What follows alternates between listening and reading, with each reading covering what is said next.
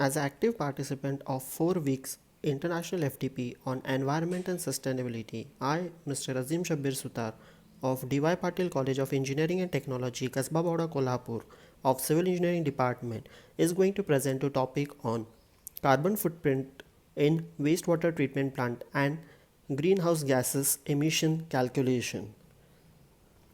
To go with the point, I would like to discuss my two videos in week number 1 and week number 2 dealing with sewage treatment plant process and general standards for discharge of environmental pollution. I thank you all for giving a great response and liking my videos. This is the wastewater treatment plant. It constitutes of preliminary treatment, primary treatment, secondary treatment and tertiary treatment.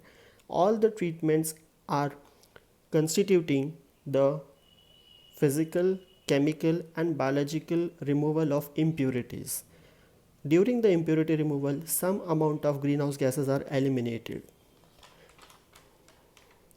Now week number 4 video will be consisting of the greenhouse gases emission calculation.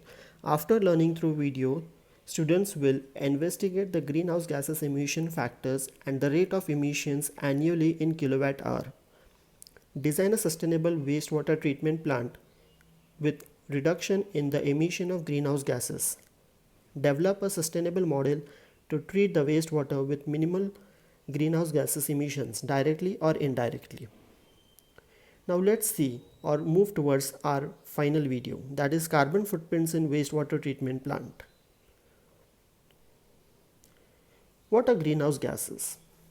Greenhouse gases can be gaseous compounds present in Earth's atmosphere which can capture infrared radiations, resulting in the capture of heat and holding it, eventually causing an increase in temperature, causing global warming.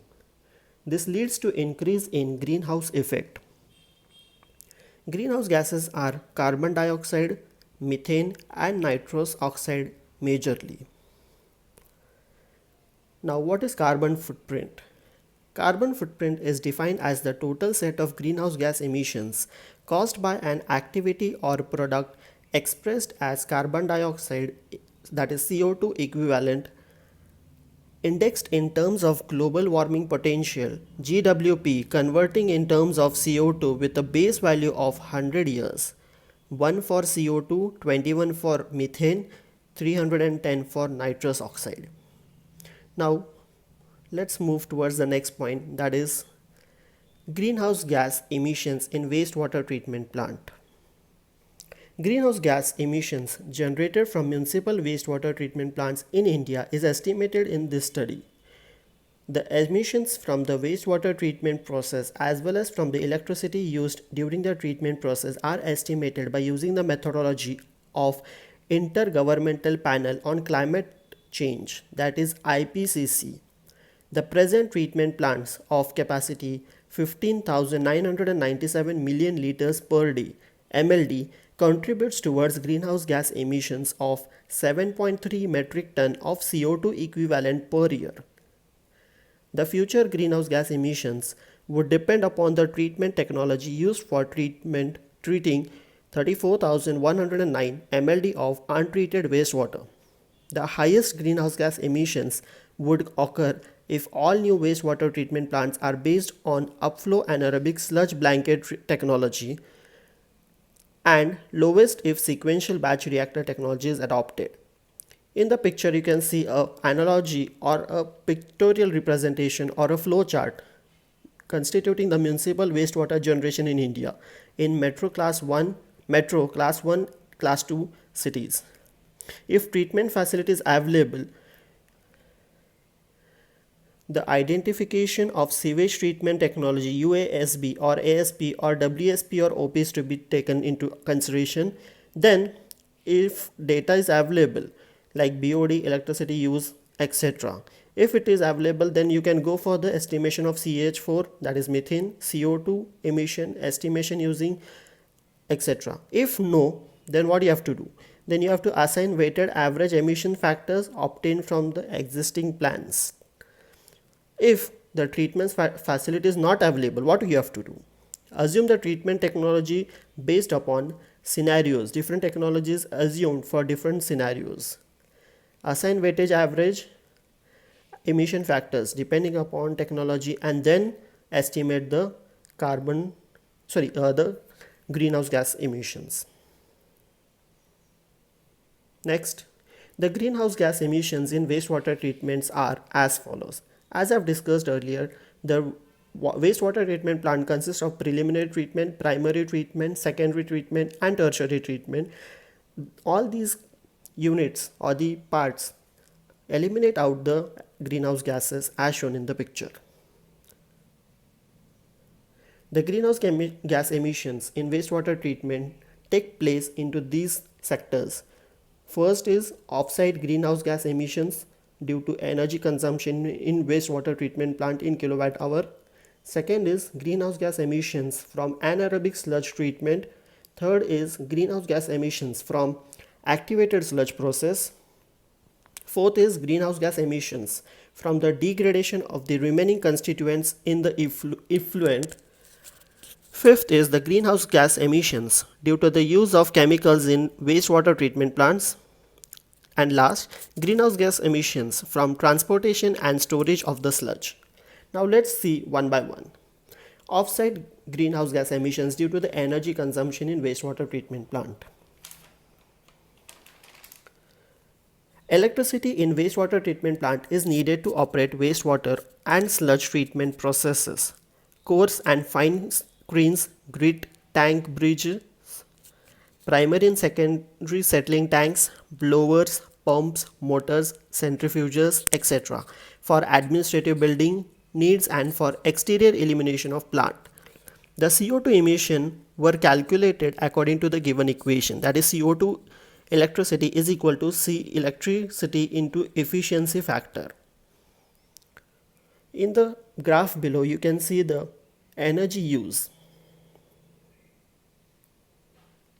Next point is greenhouse gas emissions from anaerobic sludge treatment. Anaerobic is nothing but the use of anaerobic bacteria for the decomposition of the sludge. Greenhouse gas emissions from anaerobic treatments are calculated based on the Bridle mode using field data for biogas flow rate produced in digesters as well as wastewater treatment plants. The biogas consists of methane and carbon dioxide. Third point is greenhouse gas emissions from activated sludge process.